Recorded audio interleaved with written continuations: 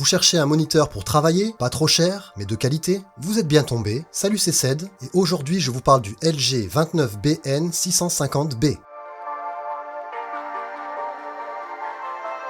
Sorti en septembre 2020, ce moniteur LG, plutôt abordable, dispose de tout ce que l'on a besoin pour un confort d'utilisation optimal. Avec son format 21/9, ultra-wide, idéal pour un affichage étendu, très pratique pour la disposition de plusieurs fenêtres, ou même pour visionner des contenus vidéo, comme des films par exemple, il conviendra même pour les joueurs passionnés, si vous en êtes bien sûr. Je ne rentrerai pas dans le détail des caractéristiques, il y a la notice pour ça, mais en regardant ceci, vous saurez les raisons qui m'ont poussé à acheter cet écran plutôt qu'un autre. Pourquoi je l'ai choisi et pour quel usage il m'est nécessaire. Premièrement, son format. Comme je vous le disais, idéal pour travailler, comme le montage vidéo pour mon cas, une tâche professionnelle qui demande de la précision dans son exécution. Et le fait d'avoir de la place, je m'esquinte pas les yeux, et ça c'est plutôt important. Autre raison, l'écran est matifié. Cela évite ainsi les reflets pour, encore une fois, améliorer mon confort visuel. Cet écran est suffisamment grand pour moi, avec sa diagonale de 74 cm, et offre une qualité d'image qui me convient. C'est pas de l'OLED, mais est-ce une obligation?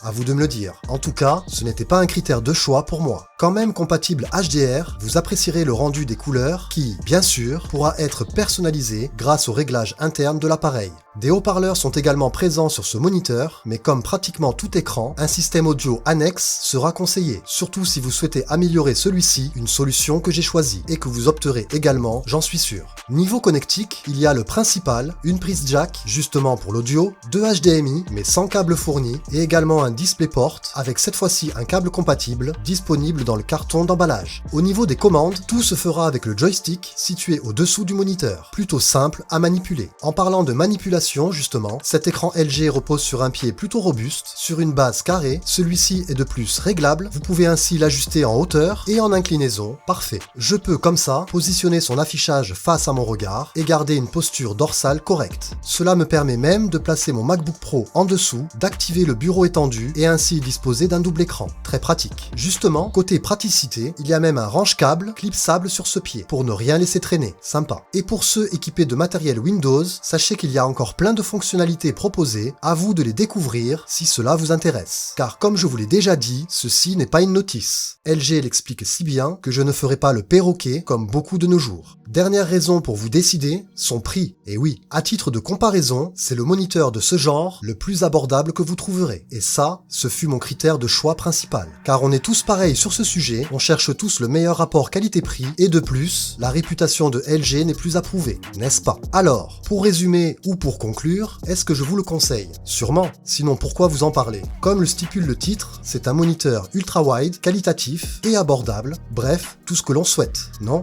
Après, il y aura toujours des rageux qui me contrediront, comme d'hab, mais bon, à tout cela, une réponse, cherchez une autre direction, je n'ai pas de temps à perdre avec vous. Pour les fidèles qui commencent à me connaître, vous savez que vous pouvez me faire confiance quand je vous conseille quelque chose et vous le prouve à chaque fois car souvent c'est aussi pour mon utilisation personnelle. De plus, personne ne me paie pour mentir, donc à vous de juger. Sur ce, je vous dis à plus, pourquoi, je sais pas encore, on verra.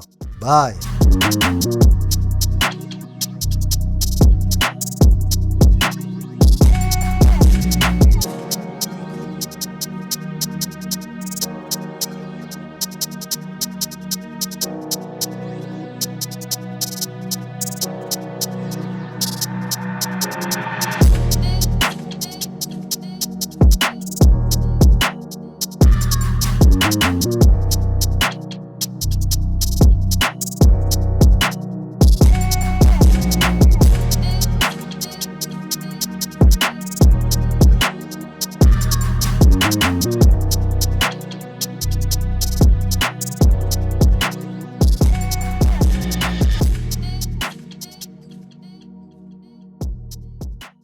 Après sa prise en main, le Samsung A53 reflète la qualité, même pour le prix pas donné quand même. La finition est soignée avec des matériaux certes moins valorisants que les produits haut de gamme, mais tout de même, le rendu est plutôt flatteur. J'ai choisi le coloris blanc mat, très joli, j'aime bien. Vous avez aussi 3 autres couleurs pour choix, noir, bleu et pêche. Les contours sont en place.